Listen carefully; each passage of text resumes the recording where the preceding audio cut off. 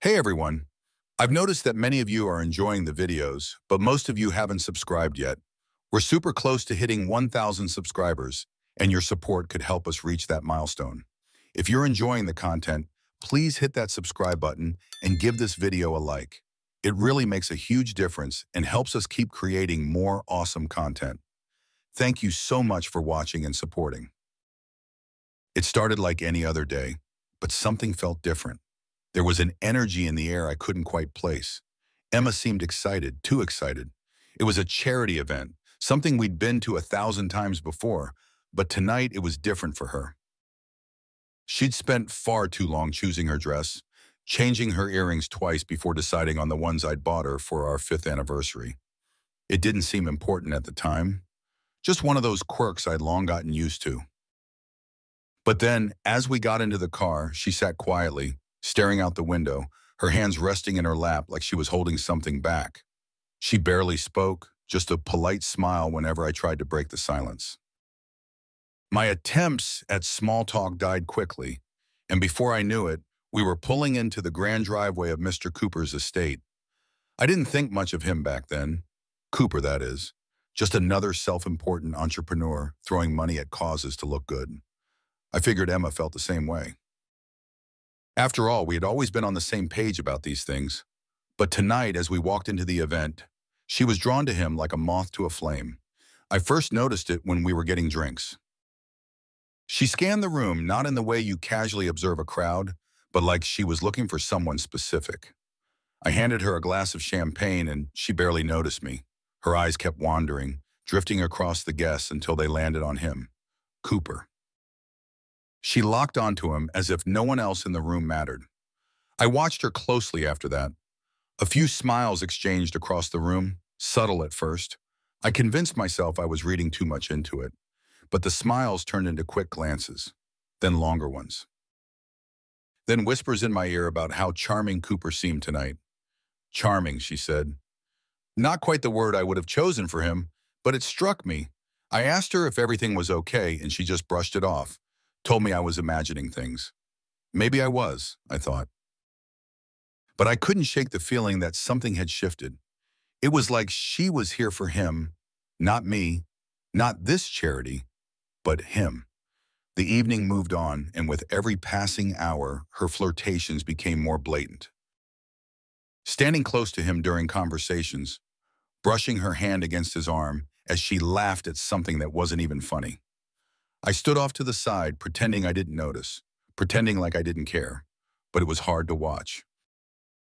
My mind was working overtime, trying to rationalize it, telling myself that it was nothing more than admiration for a man with money. But deep down, I knew. I knew what I didn't want to admit. By the time dinner was served, I could barely focus on the conversation at the table. I nodded and smiled, all while Emma sat beside me, looking across the table at Cooper like I wasn't even there.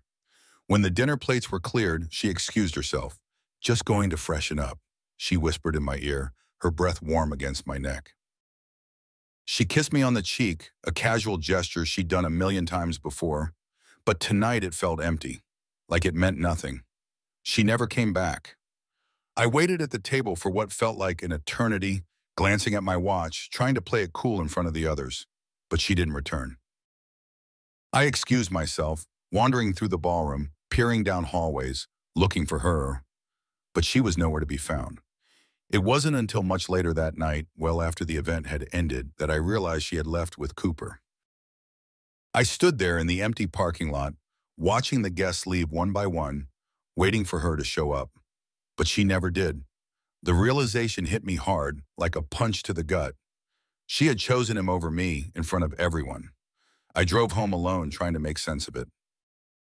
The quiet in the car felt suffocating, and my mind raced, replaying the night over and over. Every smile, every glance, every word she shared with him. How had I not seen this coming? Was I that blind? When I got home, the house was dark, quiet. I sat in the living room, staring at the clock, waiting for the sound of her keys in the door. Hours passed. My mind churned with all the possible explanations she might offer. Maybe she got caught up, maybe something had happened and she couldn't get back. But I knew better. Deep down, I knew the truth. She didn't come home that night. When she finally returned the next morning, she walked in with a casualness that made my blood boil. She kissed me on the cheek again, a quick, dismissive peck.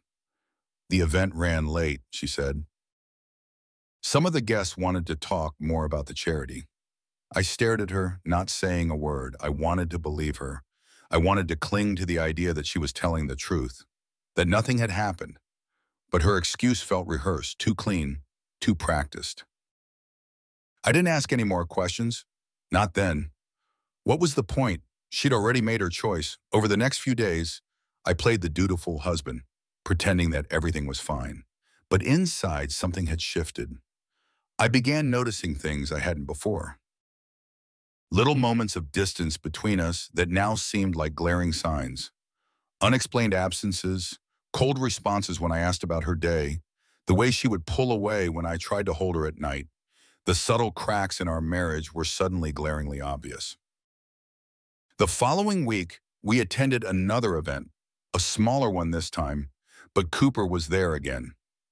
This time, I watched them more carefully. The way her face lit up when she saw him, the way she moved through the crowd just to be closer to him. I was invisible to her in those moments. Just a placeholder, someone to stand beside while she made eyes at another man. That night, as we left the event, I couldn't hold back anymore. "Is there something going on between you and Cooper?" I asked, my voice steadier than I expected it to be. I kept my gaze straight ahead, watching her in my peripheral vision.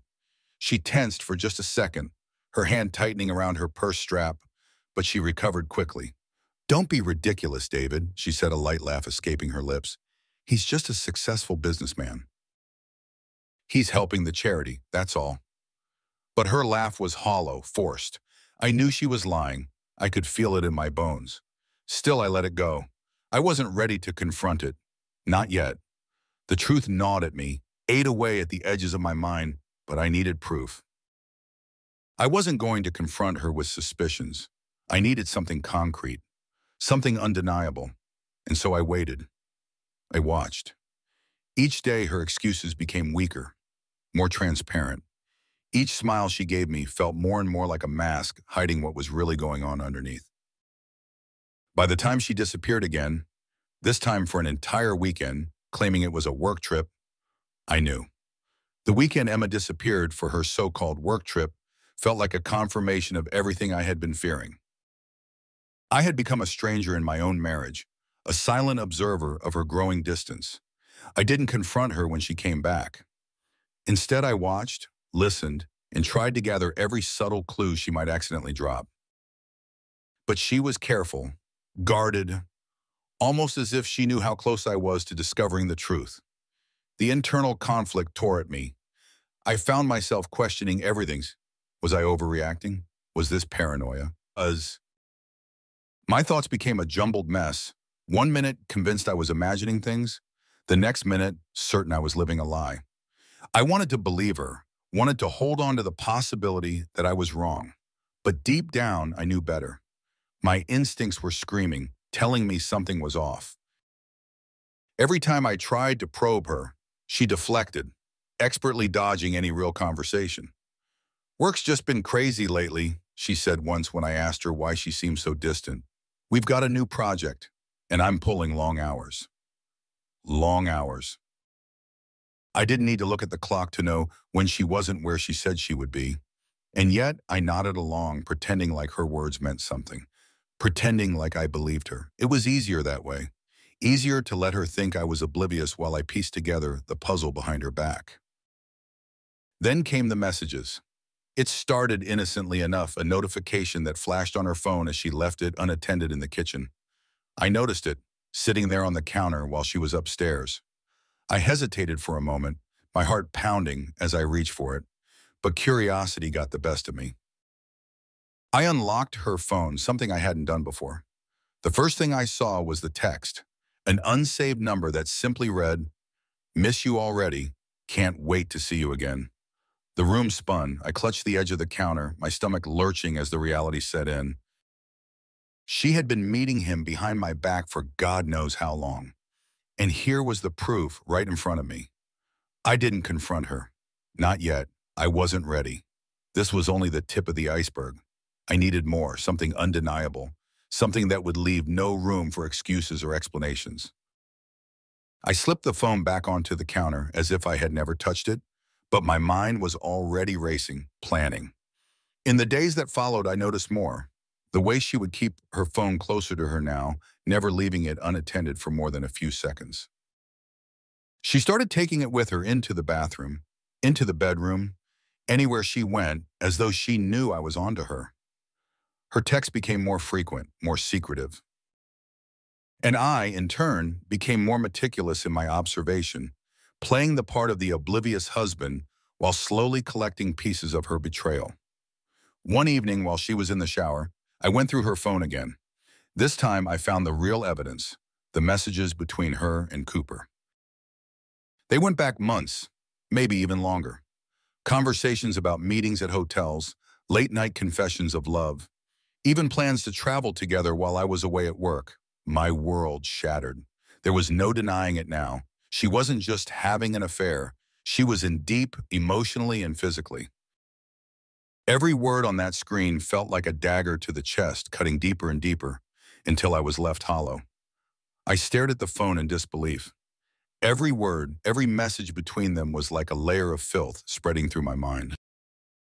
I felt sick, my pulse racing as the text painted a picture I couldn't unsee. This wasn't just a fleeting affair. This was something bigger. She had fallen for him, Cooper, the man with the money, the charm, the lifestyle that could offer her everything I couldn't, and she had made her choice. I locked the phone, set it back down, and forced myself to breathe. The rage boiled inside me, but I wouldn't let it take over. Not yet. This wasn't the time for confrontation. Not until I had thought it through, not until I knew exactly how I would handle this. The next few days were a blur of controlled chaos.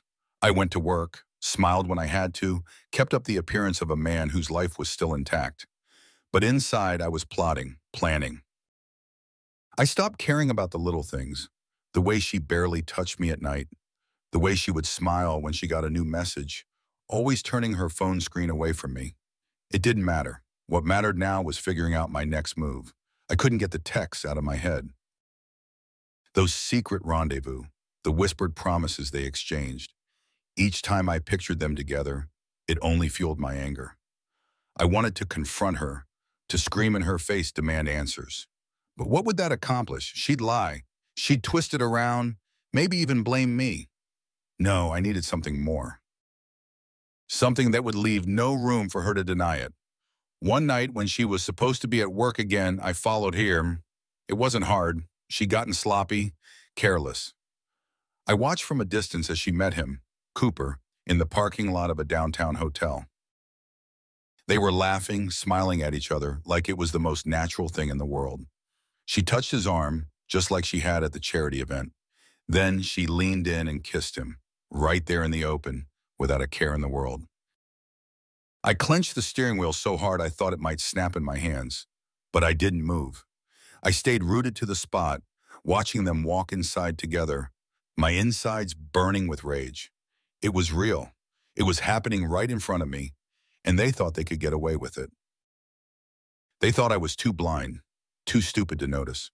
The drive home was a blur, my mind racing with 1,000 thoughts. I couldn't confront her. Not yet. That would be too easy, too quick. She didn't deserve quick. I wanted her to feel the way I did, helpless, broken, betrayed.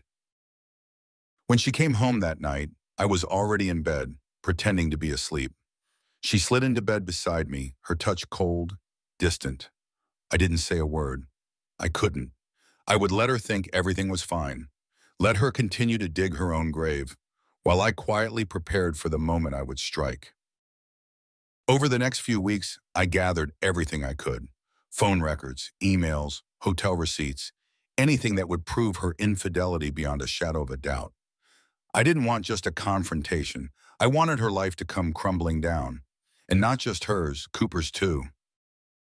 He wasn't going to walk away from this unscathed. He might have the money, the power, the connections, but I had the truth.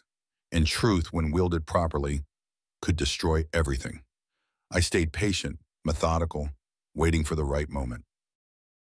I smiled when she told me about her late nights at work, nodded along when she talked about how busy things had gotten. It took every ounce of strength I had not to snap, not to let the rage consume me, but I knew what I was doing. I was playing the long game now. Then came the night everything changed. She left again, claiming she had a meeting with her boss. But I knew better. I checked her phone before she left, just a quick glance, and saw the message from Cooper. See you tonight. Same place. I waited until she was gone before heading to the hotel myself, staying hidden as I watched them meet, watched them disappear inside the Arnold. This was it. This was my moment. I went back home, grabbed her laptop, and opened the messages I had found weeks before. I printed them out, made copies of everything. Every message, every picture, every damning piece of evidence that tied her to Cooper. By the time she returned home, I was ready. The plan was set. I didn't confront her that night. I wouldn't give her the satisfaction, but I had everything I needed now. All the lies, all the secrets, they were about to come crashing down around her, and when they did, I would be there watching as everything she had built with Cooper was ripped away. She thought she could have it all, his wealth, his charm, his life. But I was going to show her that nothing in this world comes without consequences. I sat at the kitchen table, the printed messages spread out before me like a map to the destruction I was about to set in motion.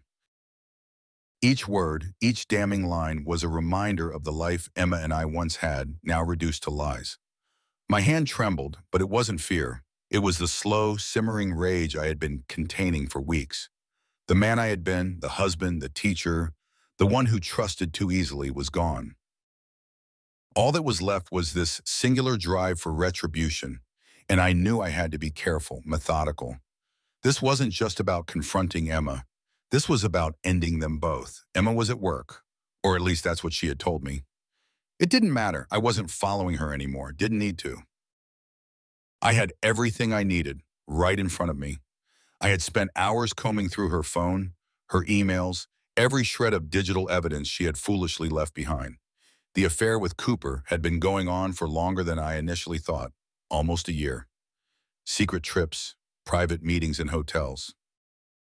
And Cooper, the rich entrepreneur, had used his influence to shield them both from the public eye. They were clever, but not clever enough. The first step was distancing myself from her emotionally. That had been easy, given what I knew. I no longer felt the need to ask where she was going or who she was meeting. I didn't need to pretend to care about the stories she spun for me. I played the part of the passive husband, all while my mind worked overtime, planning the best way to expose them both. I had considered confronting her early on, maybe right after I found the first messages. But there was no satisfaction in that, no closure, no real consequences for what she had done.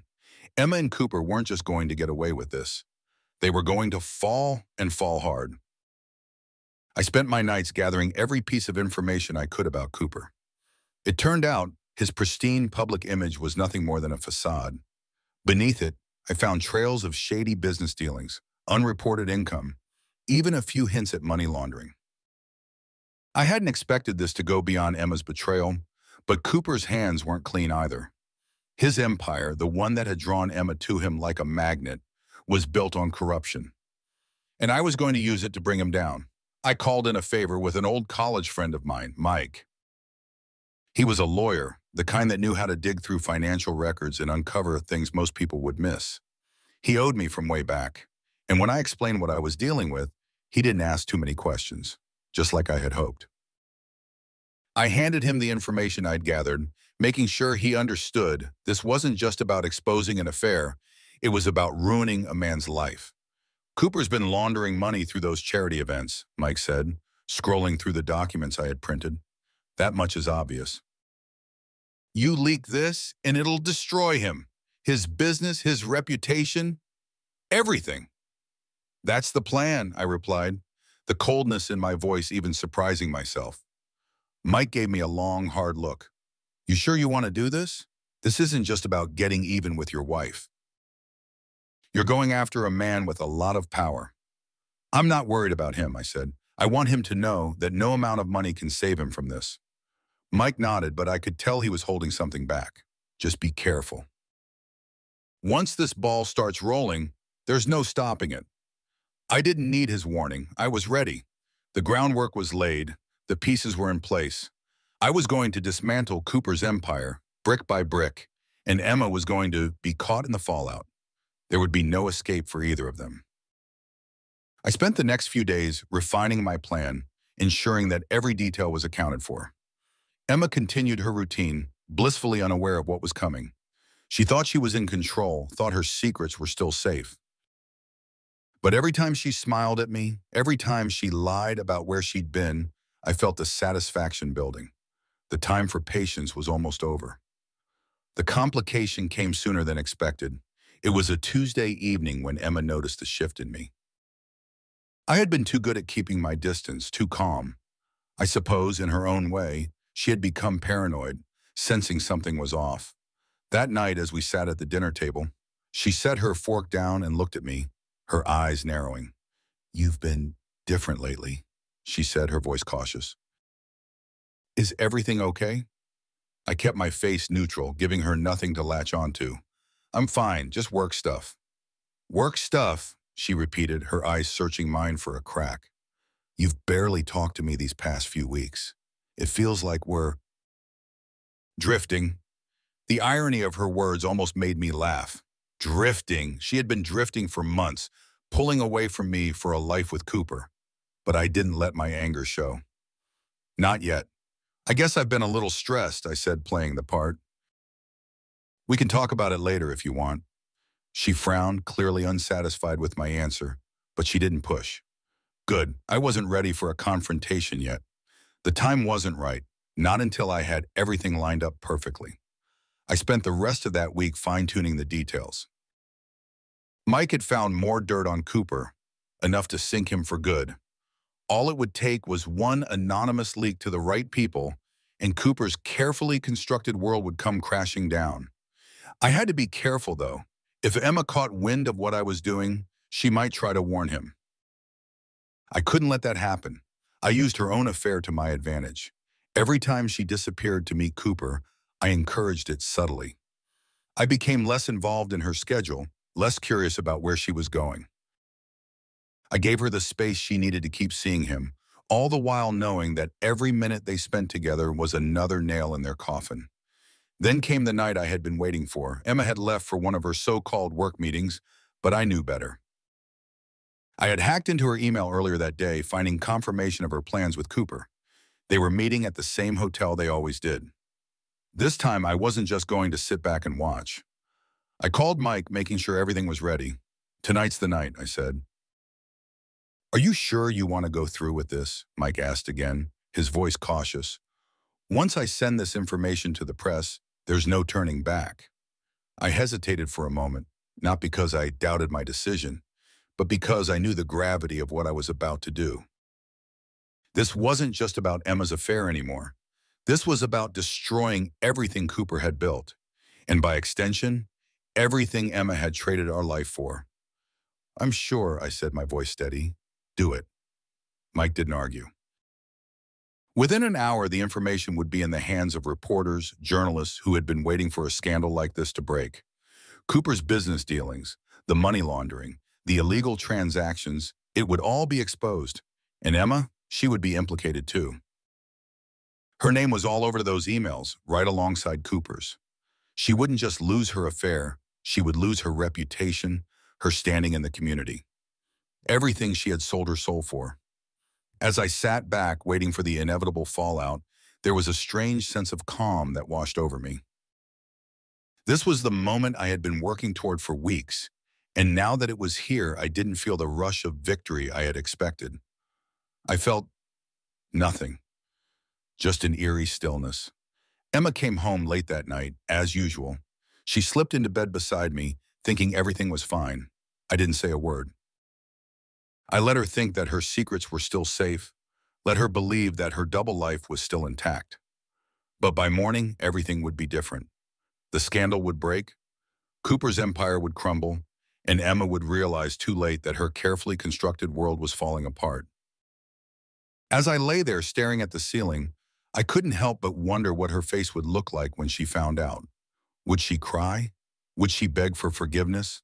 Or would she finally show the true colors she had hidden from me all this time? Either way, I would be ready. Ready to watch as everything she had betrayed me for was torn away, piece by piece. The next morning, the world began to unravel, just as I had planned. I awoke to the sound of Emma shuffling around the house, getting ready for work, blissfully unaware of the storm that was about to hit. I watched her from the corner of my eye as she sipped her coffee, scrolling through her phone, probably texting Cooper about their next rendezvous. The thought of them together still stung, but the anger had settled into something sharper, more focused. Today, the consequences of their betrayal would begin. I kept my distance as she left the house, her goodbye, a casual peck on the cheek, as if everything between us was still normal. Once I heard the car pull out of the driveway, I reached for my own phone. Mike had texted me earlier in the morning confirming that the information had been delivered. By now, the reporters would be sifting through the mountain of evidence against Cooper. All that was left was to wait for the inevitable headlines. But waiting wasn't enough.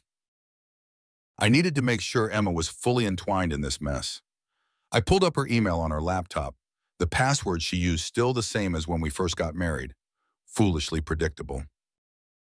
I planted the final piece, an incriminating email exchange between her and Cooper discussing one of his more questionable charity events. It wouldn't take much for the authorities to make the connection between her and the shady dealings that would soon come to light. The day dragged on in quiet anticipation. Every hour that passed felt heavier, as if the weight of what I had set in motion was pressing down on me. I distracted myself by going through Cooper's financials once more, double-checking that everything had been perfectly handed off to the press. Emma had chosen Cooper for his wealth and status, and now both were about to be torn from him. Around midday, the first ripple of chaos broke. My phone buzzed with news alerts.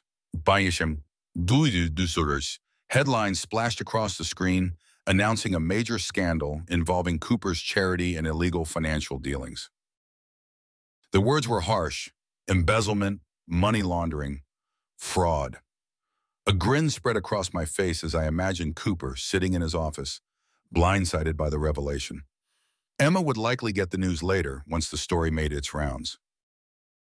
For now, I stayed glued to the notifications, watching as the details spilled out one after the other.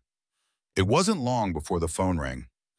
Emma's name lit up on the screen, her usual calm shattered in the frantic tone of her voice when I answered.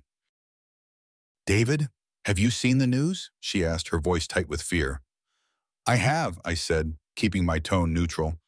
"Seems like Cooper's in a lot of trouble." Her silence stretched for a moment, and I could hear her breathing shallow on the other end. "This is bad, really bad. He's being investigated for all sorts of things. Money laundering, David."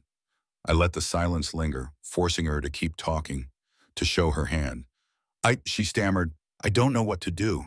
The reporters, they've been contacting everyone associated with him, even me." "Why would they be contacting you?" I asked, feigning ignorance, letting the tension build. I've been helping him with some of his charity work," she said quickly. "It's nothing serious. I didn't know anything about this." "This isn't my fault." Her voice cracked, the panic starting to seep in. For the first time in months, I felt in control again. She was unraveling, and I was just getting started. "I'm sure it's nothing," I said smoothly, though inside the satisfaction burned bright. "Just be honest with them." She murmured something about needing to get back to work, and I ended the call, sitting back in my chair with a deep breath. The wheels were in motion now, and there was no stopping it. By the evening, the fallout had grown. Cooper was in full damage control mode, releasing statements about false accusations and denying any wrongdoing. But it was too late. The press had gotten hold of everything: the shell companies, the falsified records, the money being funneled through the charity. And there, buried deep in the coverage, was Emma's name, linked directly directly to the events that were now under scrutiny. When she came home, her face was pale, her hands shaking as she dropped her bag onto the kitchen counter. She didn't even look at me, her mind clearly spinning, trying to figure out how she had become entangled in Cooper's downfall. "They mentioned me on the news," she said, her voice barely a whisper. "They're making it seem like I knew what was going on." I met her gaze, the coldness I had been harboring finally spilling over. "Didn't you?" She recoiled, blinking in surprise. "No, I was just helping with the charity. I had no idea about any of this." I stood up, slowly walking toward her, watching as the fear in her eyes grew. "You really expect me to believe that? You think I don't know what's been going on?" Her breath caught, and I saw the moment it hit her. She knew. She knew I had found out about the affair, and now it was all crashing down around her. David, don't bother." I cut her off, my voice low but sharp. "I know everything, the affair, the meetings, the lies. You've been sneaking around with Cooper for months. You think I didn't notice?" Her lips parted, but no words came. She was trapped, caught in the web of her own deception, and now, with Cooper's empire collapsing, there was no way out. "I didn't," she started, but I shook my head. "Don't," I snapped. "You made your choice. You threw everything away for him, and now look at what you've gotten yourself into." Her eyes filled with tears, but I didn't feel a shred of sympathy. The time for forgiveness had long passed. Now all that remained was the ruin she had brought upon herself. She collapsed into a chair, her face in her hands as the weight of her actions finally caught up to her. I stood there watching her, feeling nothing but the cold satisfaction of knowing that this was only the beginning of her downfall. The days that followed were a blur of headlines, investigations, and public outrage. Cooper's business crumbled under the pressure of the scandal, and Emma's involvement, though minor in comparison, was enough to destroy her reputation. She lost her job, her friends distanced themselves, and everywhere she turned, she was reminded of the consequences of her betrayal. I watched it all unfold from the sidelines, never once stepping in to help. She had made her bed, and now she was lying in it, alone and broken. Cooper, too, had vanished from the public eye, his once pristine image shattered beyond repair. Emma tried to talk to me, tried to explain, but there was nothing left to say. Every attempt she made to salvage what was left of our marriage only deepened the chasm between us. I had no interest in listening to her excuses, no patience for her tears. One evening, she finally gathered the courage to ask me what I had been waiting for all along. "David, did you have something to do with this?" Her voice was fragile, the last vestiges of her defiance gone. I met her gaze, holding it for a moment longer than necessary. "What do you think?" She stared at me, her face pale, the truth sinking in. There was no point in denying it. She knew, and now she had to live with it. I walked out of the room without another word, leaving her to the wreckage of her life. There was no more satisfaction left to be had, no more victory to savor. In the end, I had won, but the victory felt hollow. The man I had been was gone, replaced by someone colder, harder, and infinitely more alone. But I had done what I needed to do. Emma had betrayed me, and I had made sure she paid for it. Cooper's empire was in ruins, and Emma would spend the rest of her life living in the shadow of her mistakes.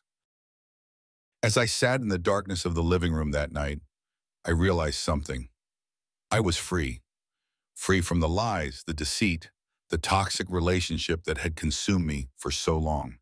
And yet, in that freedom, I felt nothing but emptiness. The night of the charity gala had arrived, the very same event where everything had begun to unravel. It was the perfect stage for the final act. I dressed carefully, watching myself in the mirror, the reflection of a man transformed by betrayal. Emma was already at the venue, having left early, likely under the impression that she would be making her usual rounds with Cooper, brushing shoulders with the elite while pretending her life was still intact. She had no idea what was about to happen. I slipped the invitation into my jacket pocket and grabbed my phone. The timing had to be perfect. The press had been waiting for the right moment to pounce, and tonight they'd get the story of a lifetime. Cooper's empire would crumble before the eyes of the very people who had supported him. And Emma, She would be there by his side, watching everything fall apart, powerless to stop it. When I arrived at the gala, the lights of the grand ballroom shimmered through the towering windows. I stood for a moment at the entrance, surveying the scene inside. Guests in their finest attire, laughter and champagne flowing freely, unaware of the chaos about to break loose. I spotted Emma near the back, mingling with a small group. Cooper stood next to her, his hand casually resting on her lower back as they smiled and greeted people. The sight of them together still stirred something dark inside me, but I pushed it down. Tonight wasn't about them as lovers. It was about exposing the truth. I had waited long enough. I made my way toward them, moving through the crowd like a ghost. Emma spotted me first, her eyes widening in surprise. For a brief moment, a flicker of fear crossed her face, but she quickly masked it with a smile, trying to maintain the illusion of normalcy. "David," she said, her voice faltering as I approached. "I didn't think you were coming." I smiled, cold and distant. I wouldn't miss this for the world. Cooper turned to face me, his handshake firm, his smile disarming, but it didn't reach his eyes. He was used to getting away with everything, confident in his ability to charm and manipulate his way out of any situation. But that was about to end. "Glad you could join us," Cooper said, his voice smooth. He had no idea the ground beneath his feet was about to collapse. I stayed silent for a moment, letting the tension simmer between us. Emma shifted uncomfortably, clearly sensing that something wasn't right. She glanced nervously at me, her expression pleading, as if she could somehow avert what was coming, but there was no stopping it. "I actually came for the show," I said quietly, my eyes locking onto Emma's. "I think it's going to be one to remember." Before either of them could respond, I stepped away, leaving them in the uneasy silence I had created. The press had already been tipped off, and I knew the story would break at any moment. I needed to position myself where I could watch it all unfold without being directly involved. I found a spot near the edge of the ballroom, leaning against a marble pillar as I pulled out my phone. The first notifications were already coming in. News outlets breaking the story about Cooper's illegal dealings, the money laundering through his charitable foundations, and the list of shell companies he had used to hide his wealth. And there, in the center of it all, was Emma's name, tied to the scandal through her involvement in his events. The murmurs began almost immediately. I watched as people pulled out their phones, their faces growing tense as they read the headlines. The ripple of shock spread through the crowd, like a wave crashing against the walls of the room. I could see it in their eyes, the realization that their golden boy, Cooper, had been living a lie. Emma was the first to feel the weight of it. I saw her phone buzz in her hand, her expression turning from confusion to horror as she read the news. She looked up, her face ashen, and locked eyes with Cooper. "What is this?" she asked, her voice barely above a whisper. "What the hell is happening?" Cooper, ever the smooth talker, tried to brush it off at first. "It's nothing, just rumors," he said, though even he couldn't hide the flicker of fear in his eyes. But the crowd was shifting now, their attention drawn to the spectacle unfolding in front of them. People began to whisper, some stepping away from Cooper, as if his very presence had become toxic. He could feel the walls closing in on him. I could see the panic rising in him, the cracks in his polished demeanor starting to show. Emma, on the other hand, was crumbling. She turned to me, her eyes wide and pleading, as if I could somehow fix this. As if, after everything, I would still save her from the disaster she had helped create. "David," she called, her voice breaking, "please, you have to help me." I stayed where I was, watching her unravel. There was no satisfaction in this, not the kind I had once imagined. Seeing her like this, broken and desperate, didn't bring the closure I thought it would, but I couldn't stop it now. This was the moment I had worked for, and all I could do was let it play out. "You did this," she whispered, her voice trembling as she stumbled toward me. "You set this up." I didn't deny it. There was no point. The truth was laid bare before her, and nothing she said or did now could change what was happening. Cooper was trying to contain the situation, speaking to people in low, hurried tones, but it was too late. The press was already swarming outside the venue, and the whispers had grown into full-blown conversations. The air in the room had shifted, the celebration turning into a spectacle of downfall and betrayal. "You destroyed everything," Emma said, tears spilling down her cheeks. "Why, David? Why?" "Why, Pawam?" I repeated, my voice cold. "Because you did first." She stared at me, her face crumpling in despair, as the reality of her choices crashed down around her. "I never meant for this to happen. I never wanted to hurt you." Her words rang hollow, empty echoes of regret that had come far too late. I had heard them all before, rehearsed in my mind, imagined in a dozen different scenarios, but none of them had prepared me for how little they mattered now. Cooper, realizing the full extent of what was happening, turned to Emma, his voice harsh. "What did you do?" "Me." Emma looked at him, incredulous. "This isn't me. This is you. Your schemes, your dirty money, everything you've done." "I didn't know." His patience snapped. "You didn't know? You were part of it, Emma. Don't pretend you were just along for the ride." They began to argue, their voices rising above the hum of the crowd. The guests watched with a mix of fascination and horror as the perfect couple's facade cracked and shattered in front of them. I stood back, watching it all unfold, feeling strangely detached. It was Cooper who broke first. He stormed out of the ballroom, his face a mask of fury, knowing that his empire was falling apart and there was no salvaging it. Reporters swarmed him the moment he stepped outside, cameras flashing as they shouted questions he couldn't answer. The once untouchable entrepreneur was now the subject of public disgrace, his carefully curated life crumbling into ruin. Emma, left standing alone in the ballroom, collapsed into a chair, her face buried in her hands. The crowd began to thin out, the guests eager to distance themselves from the scandal. The grandeur of the gala was gone, replaced by a suffocating sense of failure and betrayal. I walked toward the exit, my steps slow and deliberate. Emma looked up as I passed, her eyes filled with despair. "David," she called, her voice hoarse from crying. "Please, don't leave me like this." I stopped, turning to face her one last time. There was nothing left to say, no more explanations, no more justifications. She had made her choices, and now she had to live with them. Without another word, I turned and walked away, leaving her behind to face the wreckage of the life she had destroyed. Outside, the night was quiet, the chaos of the gala a distant hum.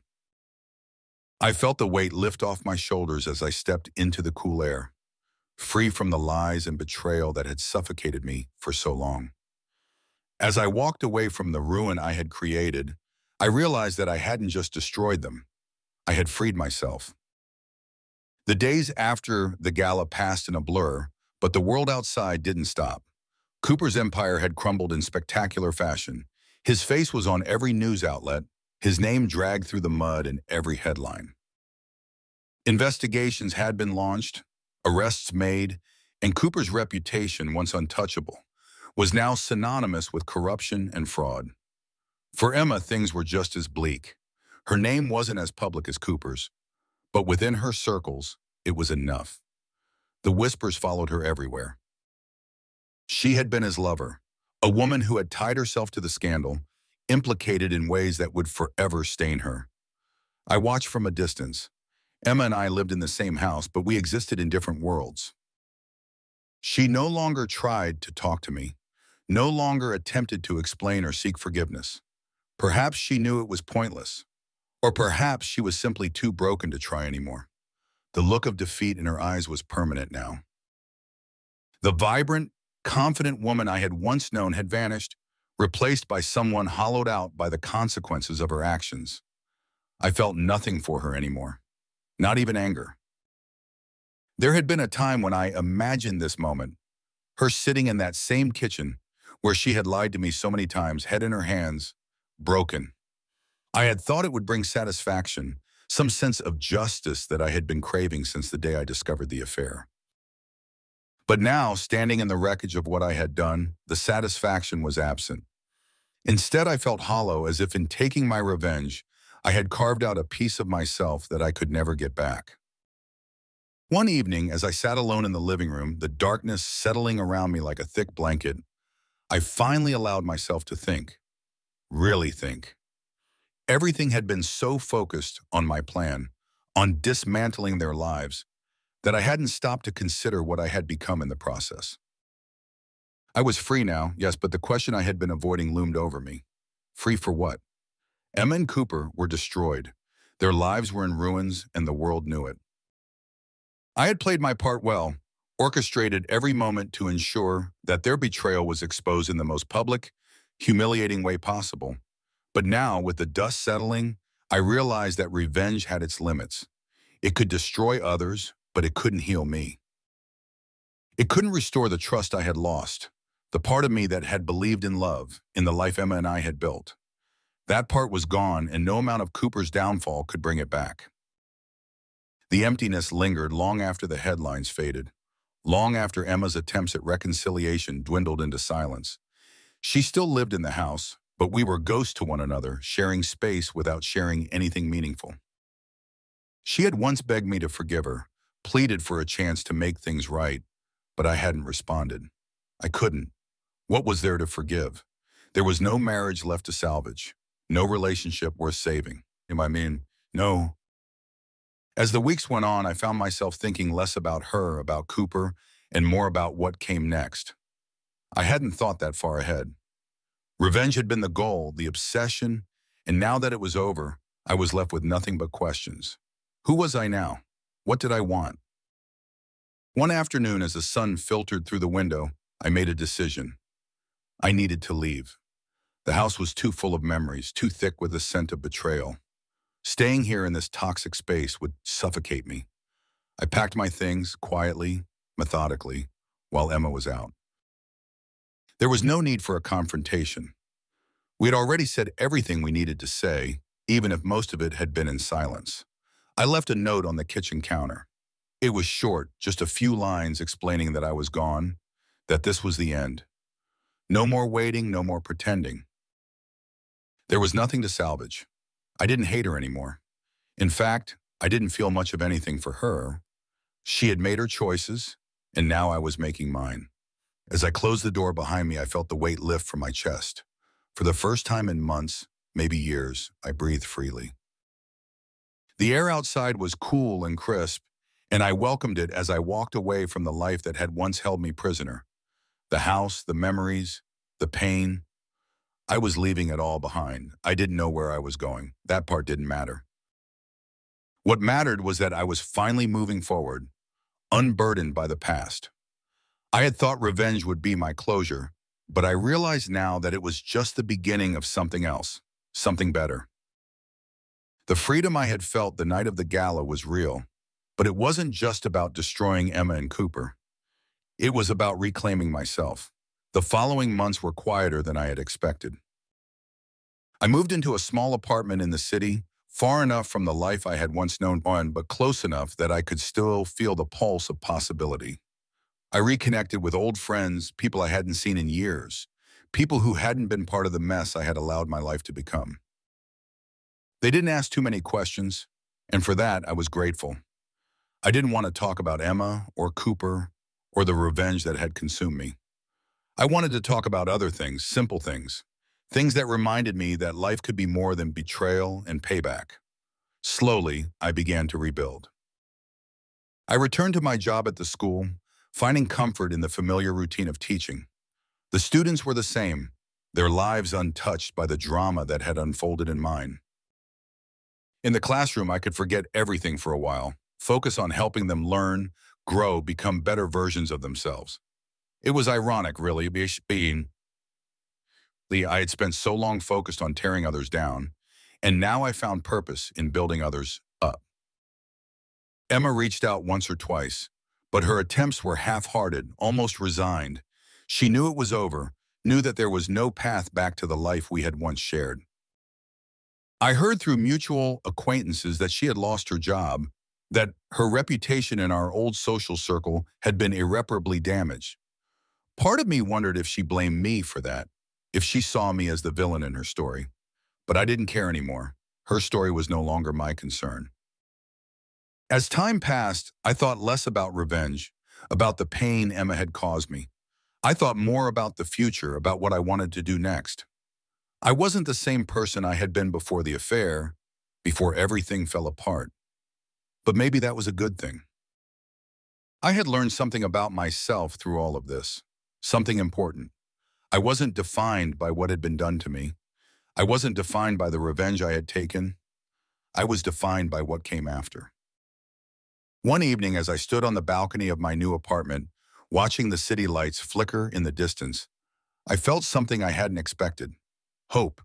It was quiet, subtle, but it was there. The future was uncertain, but it was mine again. And that was enough. I had walked away from a life that had once seemed perfect, only to find that it had been hollow all along.